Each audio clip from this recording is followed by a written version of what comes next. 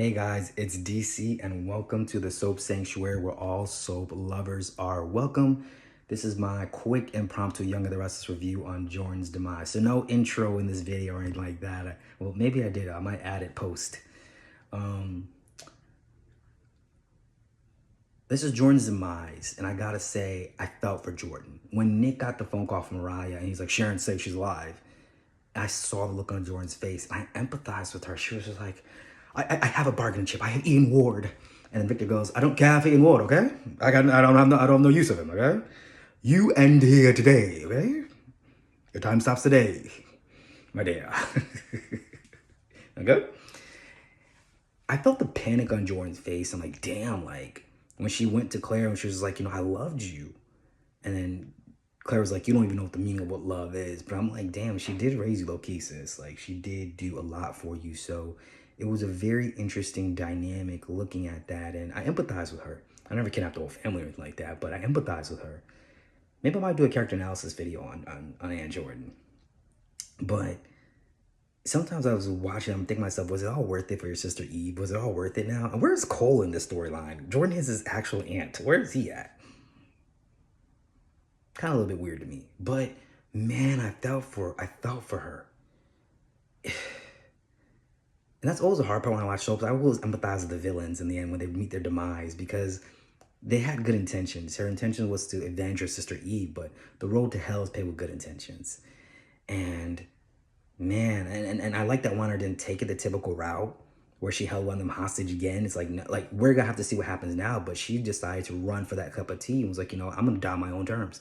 Don't spoil me on today's episode, please. Do not spoil me in the comments. If I see a spoiler, I know you didn't make it this far in the video.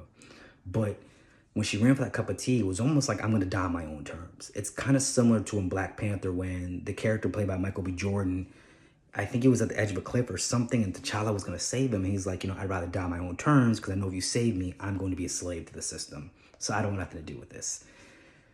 So I was like, man, I empathize with her a lot. And then if you look at Mariah and Tessa, they're finally getting some screen time. I don't really blame Tessa for sympathizing with Ian Ward because she doesn't know him, but I get where Mariah was coming from. Where I was like, how can you see anything good in this man? But Mariah has to remember, your wife doesn't know this man. You do. And he was pretty convincing. I was convinced too. Even though I already knew that he was lying. But I was convinced too. You know what I mean? And now Sharon is finally going to get the justice she deserves. And so will Heather. Which I'm wondering, what does Phyllis think about this now? Where's Phyllis' reactions in all of this? Because now Sharon will be vindicated yet again. And it's crazy because when the whole thing happened with Heather, nobody could believe it was Sharon. Right? Even when Sharon broke into Phyllis's place, everyone was still giving Phyllis a side eye. Because why? Your character and your reputation precedes you.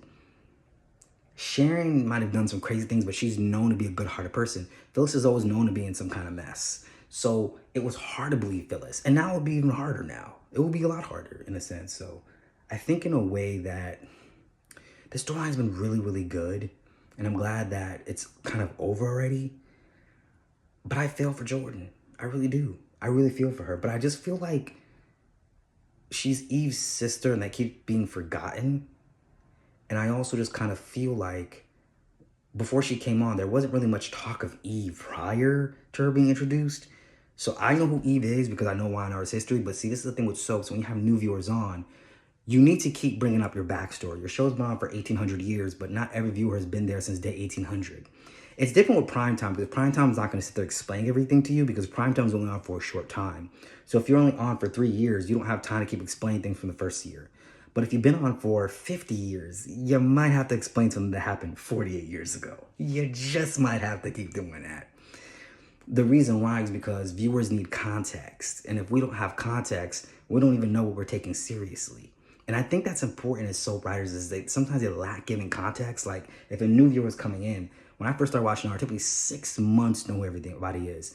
People nowadays do not have the attention span or the time for that. If the Gates comes in, doesn't doing that type of crap, they won't make it. Just putting it out there, they will not make it. But you have to give your viewers context, and it's important. But I guess you guys can give me your thoughts about what you think about Ann Jordan. Did you empathize with her? And I know most guys are gonna say, no, I didn't empathize with her. But I did. I did empathize with her. She was a lost woman, but I just wonder if it was all worth it for her in the end. Because this whole thing I'm trying to bring out was, what is your game plan for the way they hurt Eve? Victor is technically the one who hurt Eve, not the rest of them, to be honest. So it's really Victor she should be coming afterwards. Making everybody else collateral damage makes it hard. Because I wish they could make a villain that had a heart of gold that really only came after one person and that was it. You didn't try to go after everybody else to hurt that one person. Because then it kind of makes you look just as cruel as the way you feel that person was, in a sense. And so I think there should be a way to kind of rewrite that in certain aspects, in a way. But I felt for Jordan. I empathized with her. And it was weird. I was eating my little sweet and sour chicken. I was like, damn. When she looked around the room and she said, I have someone I can give you an award. And Victor was like, my dear, I don't need an award, okay? I don't need him. I have no use for him, okay? Your time here is over, okay? Accept defeat. But I felt for her. I really felt for Jordan. Because I feel like between her and Ian, her intentions were so pure. She still had a love for Claire. Ian doesn't really have a love for Mariah, but she had a love for Claire. But the thing about it is that makes it hard to empathize with Jordan is because she took Claire from Victoria. That part didn't need to happen. And you took Claire from her father, who was also Eve's son. So then if it really was about Eve, why did you do that part? You know, you haven't even acquired to where Cole is. So is it really about Eve at that point? Anyways, that's my quick impromptu review, guys. I'll see you guys in the next one.